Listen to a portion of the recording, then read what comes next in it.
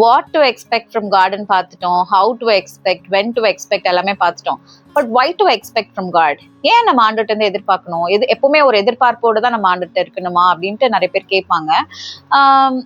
ஆண்டுகிட்ட எதிர்பார்க்காம வேற யார்கிட்ட எதிர்பார்க்கறது? வேற யார்கிட்ட நம்மளால எதிர்பார்க்க முடியும்? அவரே ரொம்ப தெளிவா அதனால தான் சொல்றாரு, நாசியில சுவாசம் உள்ள எந்த மனுஷனையும் நீ எதிர்பார்க்காத. ஏன்னா மனுஷன் வந்து எப்பவுமே man is limited, finite. So நம்ம கிட்ட ரொம்ப அன்பா இருக்கவங்க கூட நம்மள ரொம்ப டிசப்பாயிண்ட் பண்றதுக்கான சான்சஸ் இருக்கு. நிறைய பிரச்சனை ரிலேஷன்ஷிப்ல வர்றதுக்கு காரணம் வந்து the expectations are not met. I expected this person to do so much for me, but finally he did not or she did not do this. அப்படிங்கும் போது தான் அந்த ரிலேஷன்ஷிப்ல ஸ்ட்ரெயின், அந்த டிசப்பாயின்மெண்ட்ஸ் அங்கே தான் வருது. One person who will never disappoint us in life is God alone.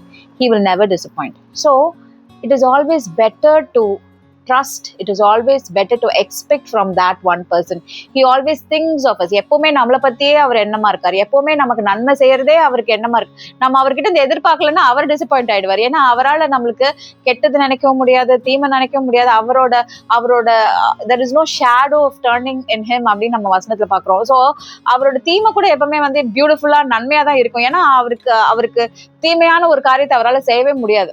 He is such a good God, good father. So அப்படி இருக்கும்போது it is always better to expect from that one person who will never disappoint us. எனக்கு ஒத்தாசை வரும் பர்வதங்களுக்கு நேராக என் கண்களை ஏறெடுப்பேன். ஒருத்தர் தான் நமக்கு ஒத்தாசை வரும் பர்வதம். வேற எங்கேயுமே நம்ம எதிர்பார்க்க முடியாது. எதிர்பார்த்தோம் அப்படின்னா we will be disappointed. So expect from the right place, which is him.